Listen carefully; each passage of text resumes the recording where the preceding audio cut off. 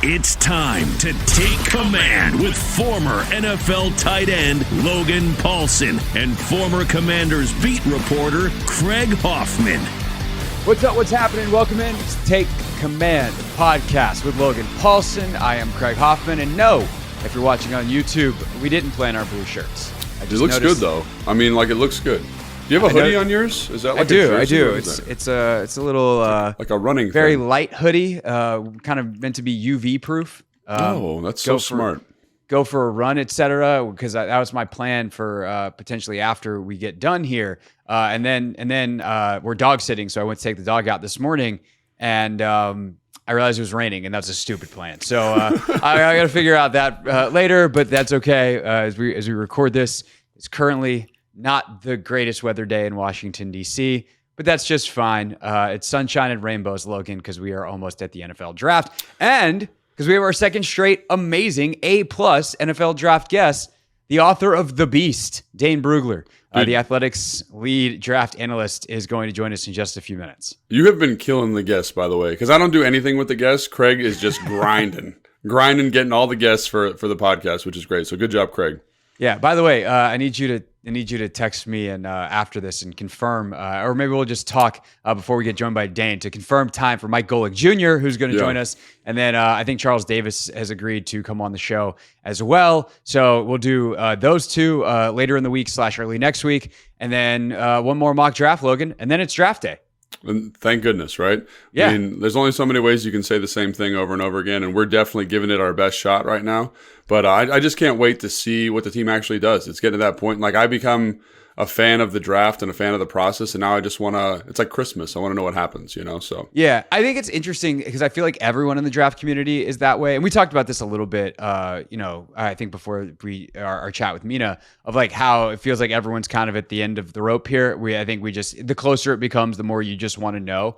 But we literally got a couple of we talked about it, and then we got some unsolicited texts from people. I don't know whether they listened to the show and then or they just also felt the same way, where people were like, "Are you guys exhausted yet?" And it's like, yeah, we are. True. Like, I mean, I think that's I do love it though. I love this not process. Complaining. I love this process. It's the best job ever. We just talking to microphones about the draft, which is like what I wanted to do when I was little, with regards to the draft. But like, there's so many guys, there's so many like opportunities to revisit the film. And it's like, you've watched the same thing 5 or 6 times on the same prospect, and you're coming to different conclusions. And I think I heard Daniel Jeremiah or Bucky Brooks on that Move the Sticks podcast, which I think is great content, by the way. One of the things they said, it's like, you just got to go back to the beginning and what your original evaluation was and stick to that before all this noise and before everybody was able to give your opinion. And I think there's a lot of merit to that, so I think, maybe just go back to my original notes and say, hey, what did I say then? And see where I'm at now. And hopefully it's not too different. So, yeah, that kind of gets into what I want to talk about here before we get, Dane joins us, which is that the process itself and specific to different positions, because, the idea that and I'll just kind of talk through why I want to ask this question, because I let people know like how I got here, right? I think specific to quarterback this time around, I have thought more about what makes a great quarterback in the NFL more than I ever have in my entire life, because that's what mostly I've been talking about for 4 months is the Commanders have a choice to make at quarterback. And what does it mean to make a good choice? We're not going to know until years from now. But if we look at the best quarterbacks in the league, and I thought like Mina put it really well, they're like big traitsy quarterbacks who have second reaction ability. And like, that's kind of the in vogue model right now. But the previous 2 decades were dominated by Tom Brady, Peyton Manning, and Drew Brees, who were not that type of quarterback, who were like, I talked on the radio show the other day. Would you rather have Kirk Cousins plus or Justin Herbert light? It's kind of a hypothetical comparison of, say, Drake May and J.J. McCarthy, but really focusing more on the archetype. And there's plenty of precedent in the NFL history for some levels of both. Because really, like, depending on how plus you go, Kirk Cousins plus is Drew Brees or Tom Brady. Yeah. And, Justin Herbert light is a bunch of guys that haven't really worked out in the league. But now the league seems to be trending towards the traits. And I was like, okay, I've thought all of this about quarterback. what about the rest of the positions? And Yeah. is there like a historical precedent for some scouts being really good at some positions and not so much at others? Because that would make all the sense in the world, which is what makes this process so fascinating, but also so difficult. Is traits might work at one position, production at another. This translates here, but it doesn't translate there. That's kind of the ruminating thought in my head, Logan. And I'm sure you spent plenty of time thinking about this as well. I think the quarterback thing, let's start there, and then we'll kind of work our way back to some of the other positions. I think is really interesting because I think when you look at NFL defenses currently, man, they're really, really challenging to diagnose pre-snap. Like as offense has gotten better, defenses just keep getting smarter. Everyone talks about the Vic Fangio, Brandon Staley kind of defenses that are like this amorphous coverage structures in the back. They're kind of quarters, they're kind of cover six, they're kind of man, and it makes it really hard. Now, we had Matt Ryan on here, and he kind of mentioned that how that becomes really, really challenging. And so what I think is that these tools and these traits just help quarterbacks overcome some of that indecision. So like I think when you look at Tom Brady and Peyton Manning and Drew Brees, like they were excellent above the neck and they were elite in that area, and it allowed them to process. And now I think because the processing pre and post snap has become so much more challenging, I think just having a little bit of Patrick Mahomes, a little bit Lamar Jackson, a little bit of Josh Allen back there helps elevate the offense. Like we talked about this a lot with Daniel Jones because he's obviously in the division. But being able to steal a possession, or extend a possession, like by gaining an extra third down, whether it's through the legs or an off-schedule play, is worth its weight in gold at this point in the NFL. You just got to stay on the field and get that defense nice and tired. So I think that's why those traits become so important. And I think, like Mina brought it up, like the guy with the traits in that second group is Drake May. And that's why people get excited about him. I think that's honestly why we're excited about him to a certain extent. But you got to say, like, does he do the basic stuff well? And I think that's like where the quarterback in terms of evaluation becomes so complicated, because there's a physical element, there's a mental element, there's a leadership element, there's a interpersonal relationship element that is unlike any other position on the field. And I think that's why quarterback specifically, I think the NFL is bad at evaluating the position, but I think everybody's bad at evaluating the position because there's so many variables, and because it's probably the most like human position, the most interpersonal like human position, and that's why it becomes so hard to evaluate, I think. Well, yeah, but it's also the most like mental of the positions, right? So your arm length and stuff you can say for offensive tackle, I need you to have X long arms, I need you to bench press this much, and like there's a physical prerequisite to the position that is really the crux of it. Like there is, of course, a mental aspect to every position on the football field, but the mental load, the neural load is so much lower at every position that is not quarterback. Now that is changing to an extent, I think, for, as these coverage structures get more complex, receivers need to read that stuff. DBs need to be able to understand where they're supposed to go within those coverage structures. So like everything in the passing game is more complicated than it used to be. In most schemes, offensively and defensively, but that most heavily and unduly falls on the quarterback. And there isn't necessarily measurables. Like there's prerequisite measurables. Nate talks about the 205 pounds. Obviously, the taller you are, the easier it is to see over the line. We saw that last year at times with Sam Howell versus Jacoby Brissett, and have seen it throughout NFL history. But there is not a physical stature and set of measurables that is the most important thing compared to your mental processing speed and the interpersonal skills like you talk about with quarterback. That said, every other position, there is a lot of that. And it comes up in ways you don't even think about. Speaking of Nate, Robert Mays and Dane were talking about running backs last week on the Athletic Football Show. And they talked about how Blake Corum has short arms, and where like you wouldn't think that matters a ton for a running back, but it matters in pass pro. Because all of a sudden, like you see him get eaten up at times in pass protection, or you see that with backs in the past, and you go, oh, arm length matters for running backs in a way that I didn't think about, because you just think about, can they run or not, or can they catch or not. And so I think when we think about all these positions, and we spend all this time thinking about quarterback here in Washington, because they have the number 2 pick and they need one, like the ability for scouts to have that same checklist for other positions, knowing it's a different checklist, I think is kind of just a fascinating thing. And maybe why some teams are really good at one position and not so good at others is because they've got the formula right on one, but not the others. Yeah, and I think, maybe the simplest position or the position I think is like the hardest juxtaposition with quarterback is like defensive end or edge rusher. And the formula there is pretty straightforward. Like, are you fast? Do you have a minimum threshold arm length? Do you have a minimum threshold size like position? And are you twitched up and athletic? And then were you productive in college? Those like physical things coupled with a production element.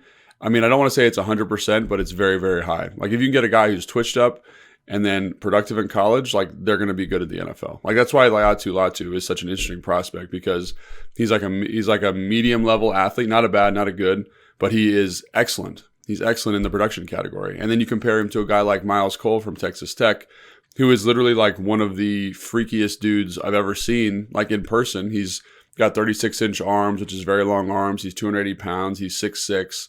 He ran a 4.6 at the combine, so tremendous measurables, but his production was way down. So that's one where it's like the formula is not complete, so he becomes a little bit more of a risky evaluation. And it's one of the things that people talk about with Chop Robinson, for example. He's incredibly traitsy and toolsy and explosive, and he's got that athletic juice you're looking for, but it didn't always translate to production. Now, I think you want to bet on those types of traits specifically because you see more consistent flashes than a guy like Miles Cole. But to me, that's the formula. Unlike quarterback, where there's like this list of 7 to 10 items you need to be checking off, edge rusher, to me, it's pretty straightforward. And it's not going to be a 100% hit rate, but it's definitely helpful to be like, do they have these two things? If it's yes, and if one of them's a maybe, then you're like, this, I feel very comfortable about this pick. And I think that's like the antithesis, in my opinion, of quarterback evaluation from a football standpoint. So, when you think of the different positions, do you have like a hierarchy from actually here, let's do this. 1 to 10. 10 is like, let's go 10 is the hardest. 1 is the easiest. I'm just going to name off a position where you think it's hard versus easy to evaluate. Quarterback, I'm guessing that's a 10. 10. And it's just and part of it is because like there's no parachute for it. Like we'll talk about some other positions there, but offensive line, like you draft a left tackle, they can move in a guard. A bad edge rusher is, if they can set an edge like versus the run, they're still going to be in the NFL.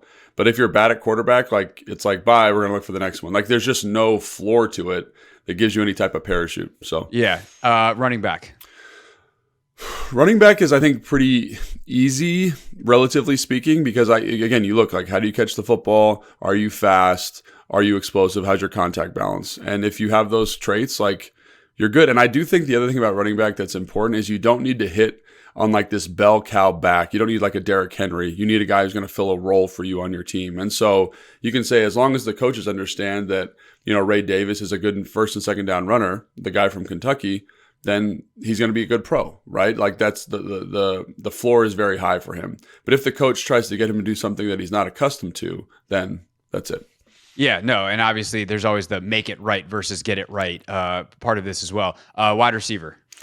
Wide receiver, very similar to running back in that, like, you have to kind of know what you're getting, and styles make fights, right? Stylistically, does this player fit with our offensive vision, and does the coach understand what they do well? Like, what is their superpower? Like, I love when I hear Dan say that, because with receivers, like, you have 5 of them, and it's like, this can be our deep ball guy, this can be our underneath guy, and if we put you in the right situation, you're going to be successful. So receivers are a little bit more challenging because you have to understand, like, do they have the route running nuance? But again, if you know what you're looking for, I think that becomes relatively obvious. So, all right. And quickly through these last couple, because we got to talk to Dane Brugler here.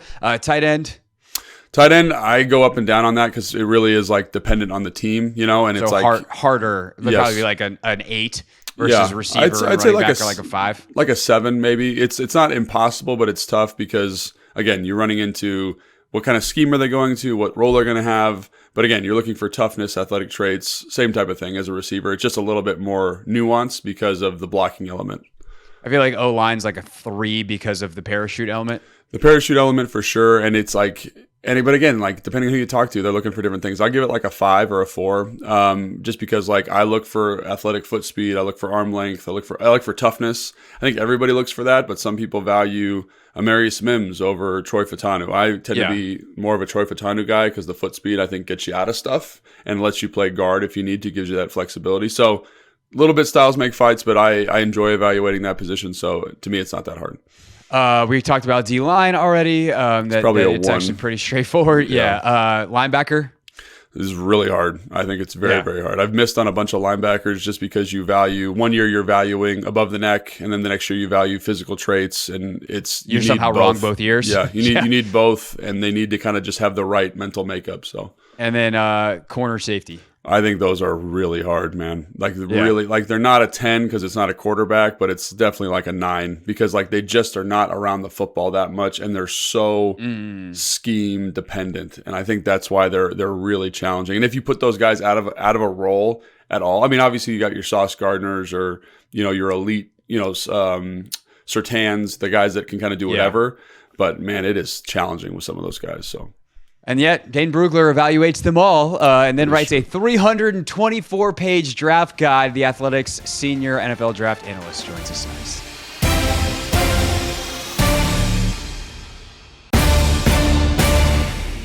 Our guest today is the Athletics senior NFL draft analyst, but the better introduction is he's the author of The Beast. 324-page draft guide available now on The Athletic. It is so good. You get to dive into the prospect stories, and you got all the measurables, and you have literally any piece of information that you could want in print. It's Dane Brugler. Dane, thanks so much for doing this, man. What a week it is for you, and we appreciate some of your time during it. No, I appreciate you having me on. It's been a fun week to share it with everybody. It's 18 months in the making, working on this thing, and so to finally be able to present it to the world, and the feedback's been awesome. There's something in here for everybody. If you're a diehard draft fan, if you're just a casual draft fan, there's something in here that will be of interest. Everything from the stats, the metrics, to the background information. A lot of people love to dive into that. That's my favorite part, just to learn where these guys are headed. You have to know where they're from and what adversities they've had to face over the years. What sports did they play growing up? What kind of recruit were they? All these different things factor in. Then, of course, the analysis. There's NFL verified testing information for almost 2,000 players in there. So take a lot of pride in this being something you can't get anywhere else. This is, if you want to know more about the draft, this is the one thing that you need to have on draft weekend.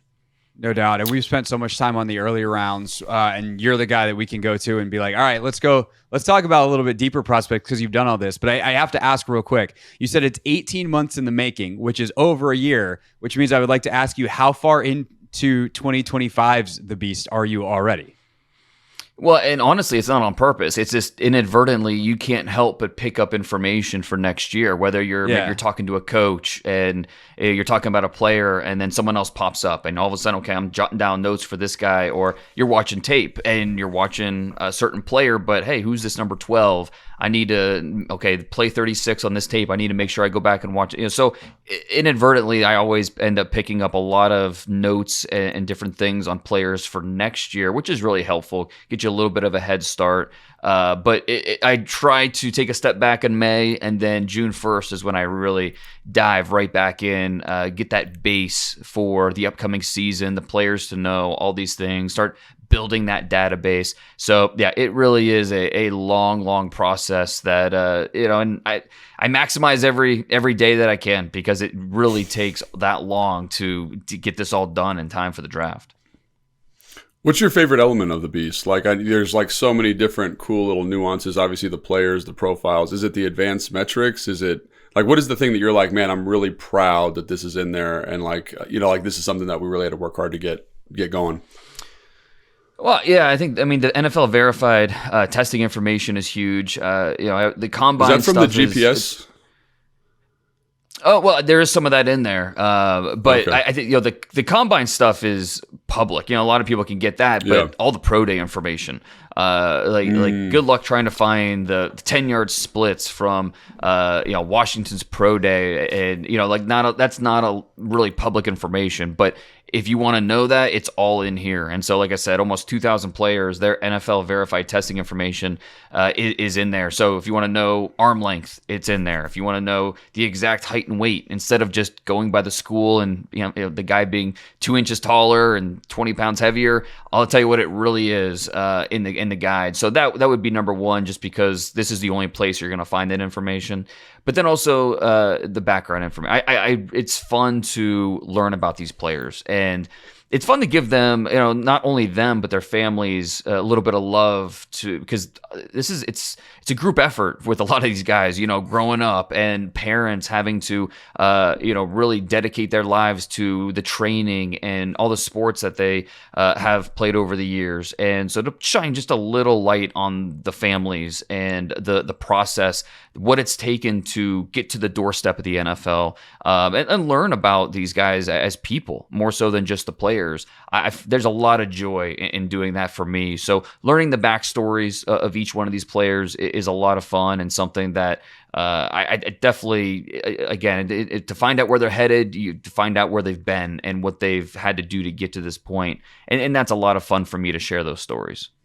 Yeah, that's really cool. And I mean, it's really fantastic. One of the things that makes the Beast such a great source material. But the thing that gets me is like, how do you get all the pro day information? Like, as you said, there's like 2,000 guys in there. Are you talking NFL teams? Do you send people out? Are you out there with a stopwatch and writing numbers down? Like, because I've tried to get it and it's really hard to get. Right. So how do you do it? Yeah, it's all from teams. It's all from teams. It's as much as I would love to attend pro days myself, I just don't have the time, because the month of March doesn't happen for me. It's 18-hour days of just trying to get this thing done, and getting the pro day information from teams, the sources that I trust that I've built over the years. It's a key part of this because again, a lot of guys don't work out at the combine, or they do work at the combine, but maybe it's not the numbers they want, so they retest at the pro day. And so just comparing the two, and the guys that weren't invited, every year there's about 35 players that are drafted that were not invited to the combine.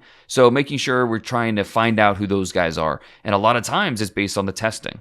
If you want to learn, a lot of the 30 visits that teams have, a lot of the times those are non-combine guys, because you have to get the medical information. And with the combine guys, you got that at the combine. With the non-combine guys, you have to bring them in on a 30 visit to make sure you get the medicals right, or it's hard to draft that player. So, that's where the pro day information is really important, because that's how a lot of teams base who they're going to be talking to based off of the testers. That's what a lot of the late risers that we hear about in the draft process, guys that get drafted fifth round, sixth round, seventh round, the guys that ran a 4.3 at the pro day that nobody was really talking that much about. So yeah, the pro day information is definitely a source of pride for me. All right, so that's a little background on the Beast. Let's dive into the prospects themselves. And I will say this on the front end. I think we're going to skip the quarterback conversation at 2, because Dane, you, me, and Logan have talked about that ad nauseum, nonstop for months. So obviously, listeners to this podcast know what Logan and I think. If you want more from Dane on the quarterback stuff, you can obviously read his reports in the Beast, but also hear him talk about it on the Athletic Football Show with our pals Robert Mays and Nate Tice. So that leads to 36 and 40 next for the Commanders in the second round. And I think our big question right now that we're kind of pondering, that certainly Adam Peters and his crew are pondering, is, do you stay or do you move back into the back end of the first round? Theoretically, probably for an offensive tackle, maybe for an edge. If you're considering those situations, where's the drop off for you at those two positions? Where if I tell you you can get up to the early 20s, late teens, where it's worth it for you to do that for which players that you think will be available? Yeah, and the tackles, we're going to see those guys fly off the board. We'll see 5 or 6 go in the top 25. And so it depends on what the grades are for the Commanders. Do they believe a guy like Tyler Guyton from Oklahoma is a plug-and-play tackle and someone they can trust to be the guy for them?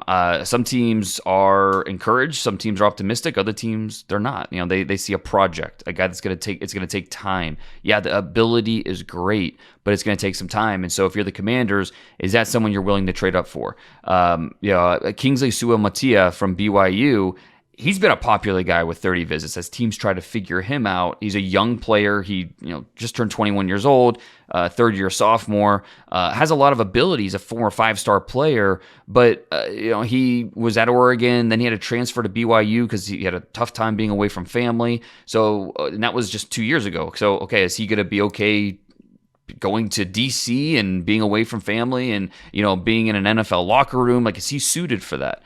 So teams are trying to figure out that part of it, just the mental makeup and the aspect of being a professional. And is he ready for that stage? And do we feel like he's worthy trading up for? So the tackles, I do think there's a drop off after, maybe the top 5. And then that's where you come with the question marks with Tyler Guyton, with Asua Matia.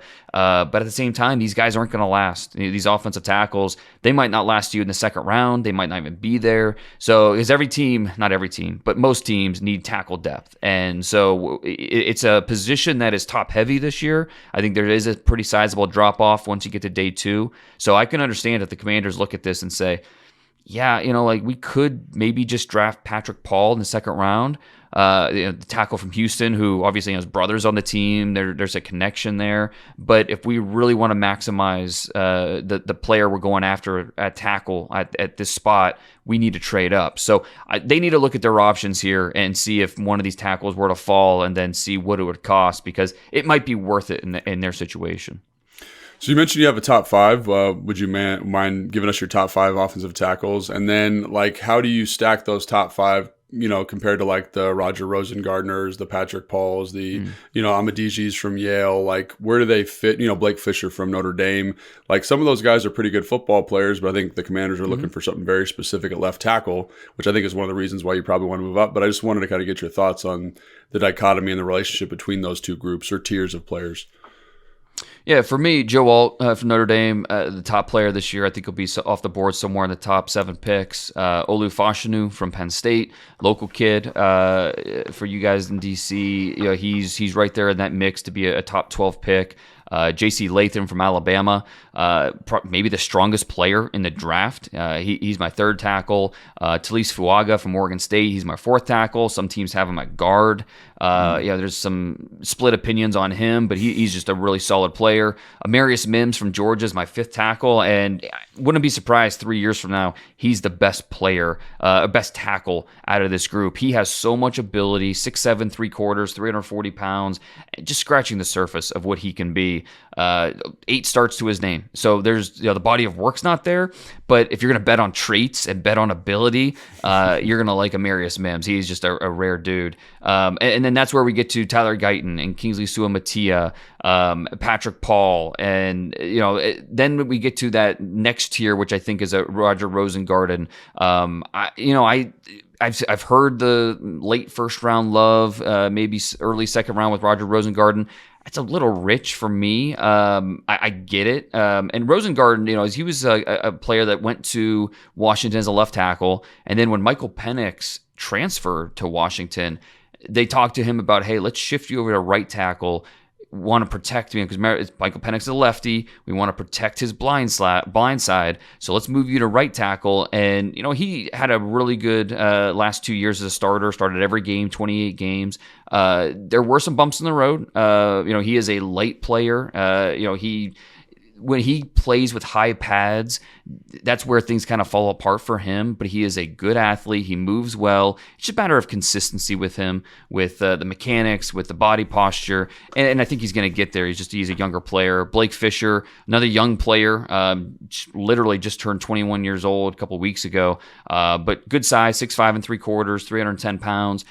You like the ability that he has. It's just, okay, he's inexperienced. And yeah, he did start at right tackle each of the last 2 years, but there are times where there are certain games, I think it was the Louisville game, you watch that tape and they had to take him off the field because it was just so up and down. You couldn't trust him out there. So he is a young player. And if you throw him out there from week 1, you're going to have to live with the ups and downs, with the hiccups. And so obviously if you're drafting a tackle on day 2, you're sacrificing something, right? And a lot of times with offensive tackles, you're sacrificing experience. And it's going to take a little bit longer with those guys that maybe they're not as finished products when you talk about a Rosengarten or Blake Fisher. So, it's it's something where tackles usually get overdrafted because that's just supply and demand. You have to do that. And wouldn't be surprised at all if we see that more and more of that this year because, again, it's a top-heavy position this year.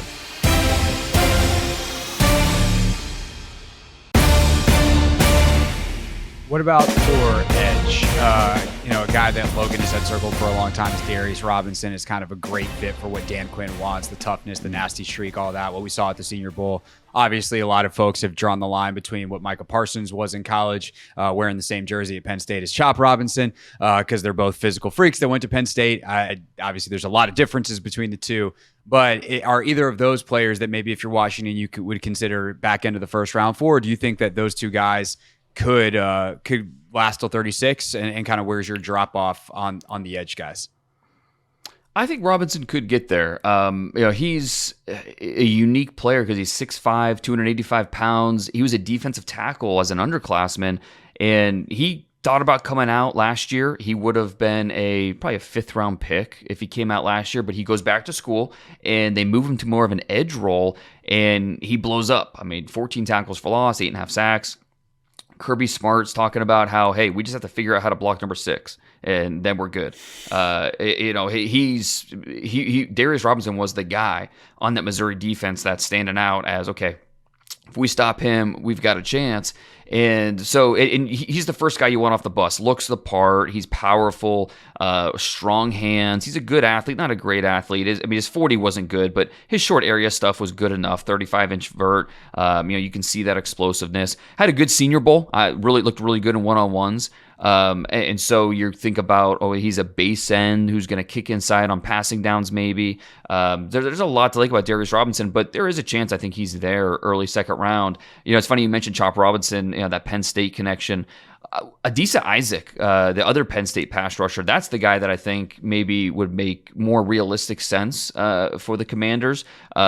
He's actually the guy that led the team in tackles for loss, led the team in sacks.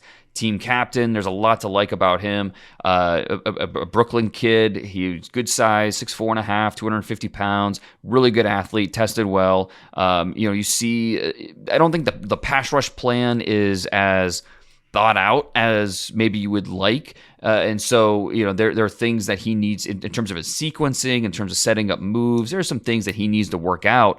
But, man, the flashes are really exciting. And you think about, okay, if our coaches get our hands on this guy and really iron out some of those wrinkles and, he could be a really solid disruptor for us off the edge. So Adisa Isaac from Penn State, that's the name that I think makes a ton of sense for the Commanders on day 2.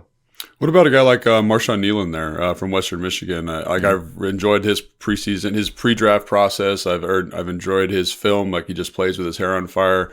Do you think he's good value there at 36 or 40? I do, absolutely. I think he finished 32nd, I believe, on my board.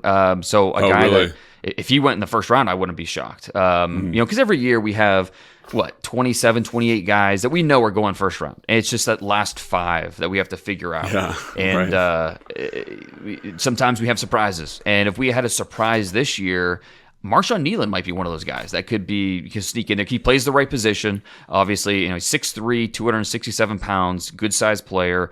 And he, you mentioned some of the splash plays that he put on tape. You watch the Eastern Michigan tape and you're just, okay, well, this guy's awesome. That was one of the best pass rushing tapes that I watched all year. Marshawn Nealon's a lot of fun. Probably more likely he goes in the second round. That's the best chance. And so I think, he should be right there in that mix to be off the board in the top 40 picks. Because again, I think this pass rusher position, it falls off. There are some good pass rushers this year. You think about Dallas Turner and Jared Verse and Liatu Latu, Chop Robinson. But after that, it really does fall off a little bit. And it's like tackle. If you don't get your guy early, you're probably not going to be happy with the guys that are left for you around later. So Marshawn Nealon, you take him top 40. I don't think anyone's looking at that and saying, oh, yeah, that's a reach. No, that's a good player you're adding to the mix. Well, quick question. So obviously it does fall off a little bit, but are there any guys later rounds at edge that you're like, man, this guy has some traits. This guy could get some stuff done. I think about Kamara from Colorado State, maybe in the third round there is some pass rush value. Is there anybody else that you're like, this is a guy that maybe, you know, has like a situational role to start, but could develop into something more. Jonah Ellis from Utah. Look at that's you. The guy. Yeah, he's a good player, and obviously he's got the bloodlines. His dad, Luther, former first-round pick, played in the league for a decade. Jonah's been kind of out of sight, out of mind because he had the shoulder injury late in the year in November, and so no Senior Bowl. He was invited to he went to the Shrine Bowl, but wasn't able to participate. No combine. He had a very late pro day and he blew it up. He had a 6.69 three cone at 243 pounds. So that's the question: is okay, 6'2", 243 pounds, a little bit undersized. You worry about some of the stuff in the run game, but you project him with that burst, with that upfield motor. You project him as kind of that sub-package player who to start, and then hopefully over the course of the next 2 years, he's working himself into a starting role at that edge rusher position. I think the high-end, realistic high-end projection for him is maybe like an Alex Highsmith with the Steelers. But again, I think that's probably high-end. That's the most optimistic look at a guy like Jonah Ellis. But at the very least, he's going to be a productive sub-package role type of pass rusher. So yeah, he makes sense. More small school guy, Jalix Hunt from Houston Christian. 6'4", 250. He a former safety at Cornell, transfers to Houston Christian. I mean, awesome story. And an awesome kid. I mean, he works at this. He wants to be great. You love the mentality. Very coachable. He has the body type he's going to continue to grow into, and he's a really good athlete. So somewhere in that third, fourth round, I think we'll see Hunt come off the board as a more of an investment than right out of the box going to be making plays. But 3 years from now, I think a team will be pretty happy they invested in a guy like this. That's the kind of thing, too, with Dan Quinn and the staff that he brought in. You're like, yeah, you make investments, Dan Quinn. Your track record's pretty good in terms of the ROI. Receiver, obviously, there doesn't seem to be a fall off. I mean, obviously, the top three guys are incredible. There are tiers here, but there just seems to always be a next tier of guy where there is good football players in this draft. And I think one of the things that we've kind of been toying with for the Commanders specifically is there is a receiver for every body type. Which one do the Commanders even want? Because depending on what you think of Jahan Dotson, is he a slot? Is he a guy that's better off outside? Is Terry better off being moved to more of a Z role versus the X that he's been playing most of his career? You could really go any direction. So if I phrase it to you this way, Dane, which of those is strongest in rounds 3 and later? So if I want to get any type of receiver, but I want the best one I can get rounds 3, 4, 5, what kind of receiver is going to be showing up there? Probably more slots than outside receivers. Talking about your Jalen McMillan from Washington, Malik Washington from Virginia, those type of players. But I think some outside players as well. Brendan Rice from USC could be in that mix. Javon Baker from Central Florida. Jalen Polk, Washington, possibly. He's kind of in that late second, early third round mix. Jermaine Burton from Alabama is really a wild card. He has, you could argue, as top 50 talent, but he's probably not going to go until late third, early fourth is be my guess. Teams are all over the map on Jermaine Burton because of he's just a different guy, and he's not going to be for everybody. But he's a talented player, and just the production was up and down for him. But again, you isolate. If you watch the 10 best plays from Jermaine Burton, easy first round pick, right? I mean, this guy's going to go. But the body of work just isn't quite there. But I think teams will be more than happy to take that chance at certain points. For some teams, that'll be the third round. Other teams might be the fourth round. But your original point, I think, is so true. Wide receiver. And I'm convinced the rest of our lives, wide receiver is going to be a strong position. Like it's just how it's going to be. Because when you're a young kid growing up, if you're not a quarterback, you're going to be a receiver because that's how the NFL, modern day football, that's how you score points and how you make plays, and you want the ball in your hands. And so, wide receiver, I think, is going to be a strong position moving forward. But with that said, So, I guess based off what I said, you could say, oh, well, I'll wait on that receiver and it's going to stretch. I'll get him later. But these guys are going to go fast. And we might see 14, 15 receivers go in the first 2 rounds. We're going to see plenty in the top 100. So while I do think you could feel comfortable waiting to the 3rd round, 4th round, and still getting a guy that you like, it's not a position that you want to put off too long because these guys are going to fly off the board. So I got 2 questions. One, I know our fans are really excited about Johnny Wilson. Obviously, the measurables are insane. I think the route running nuance for a guy that size is pretty good. And he feels like a guy that could maybe project to like an outside receiver at some point in his career after a developmental period in the slot. What are your thoughts on him? And then who is your 5th wide receiver? 5th wide receiver, because I've been having many struggles at night trying to classify that 5th spot. So I want to get your thoughts on that. Yeah, Wilson's so unique because he's his pro day, he was 6'6", 236 pounds.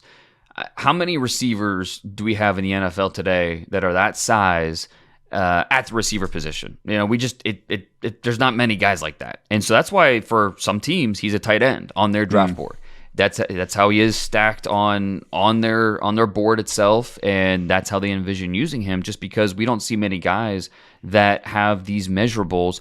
But at the same time, he tested like a wide receiver. He moves like a wide receiver. I don't think he's not elusive or anything like that, but and I wouldn't call him, something about his route running that kind of bugged me was how loose he is as a route runner. So he's so long with his arms and his legs that they're kind of all over the place. And he has quick feet, so he can settle down, break off routes. He can create these little pockets of separation. He just needs to be a little bit more consistent there. He has obviously a huge catching radius with an 84-inch wingspan, but not always consistent finishing that ball. Like this past year, every year of his career, he had more drops than touchdown catches. And that's always a red flag for me. Okay, you have this size, you're over 6'6", you're 235 pounds. Why weren't you more of a red zone presence? And sometimes it's just the offense, and they, once you get inside the 10, they're just running the ball, or they're doing this or doing that. So it's not always on him, but it's always just kind of curious to me. Why did you have more drops than touchdowns every single year of your 4-year career in college? So I do like Johnny Wilson, not quite as much as maybe some other people. I don't see him as a top 100 pick, but I can understand if a team looks at that and say, look, these guys, a guy built like this with 10-inch hands, over 35-inch arms, has a 4.52 40-yard dash. These guys aren't walking down the street, so we're going to take our chance with this guy. I can understand why someone team would come to that conclusion. For me, that 5th receiver, I'm going with Ladd McConkey, just because I think of it this way. If I'm a defensive coordinator, who don't I want to see on the other team? Who don't I want to prepare for? And outside of those top 4 guys, it's Ladd McConkey for me, because he is so shifty. He's so his ability to uncover at will in different ways with his route running, with his quickness. It would just give me fits as a defensive coordinator, trying to prepare for that, trying to stop that. Now, I do worry about the size. He's under 6 foot, under 185 pounds. Missed a good chunk of this past season with a back injury and ankle injury.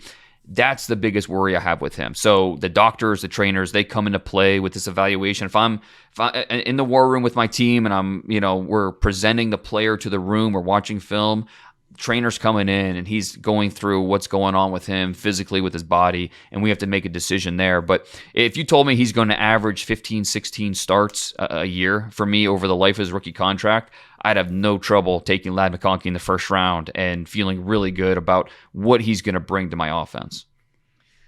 Feels like we just got started, Dan, and yet our time is up. This is the nature of this. There's just so many guys, so many positions, and especially with the Commanders having 6 picks in the top 100. There's so many guys to talk about. But luckily, we have the Beast that we can go read for much more information from you. We really appreciate your time again, and we'll be looking forward to what you and Robert and Nate and everybody at The Athletic is doing leading up to and through draft day. Thanks again for joining us here on Take Command. Hey, anytime. Thanks, guys. Thanks for watching this clip of Take Command, which has a brand new home. That's right. You can watch on YouTube at the Team 980. You can also listen to full episodes in the free Odyssey app, which is now enabled with Apple CarPlay. So we'll just, follow you around.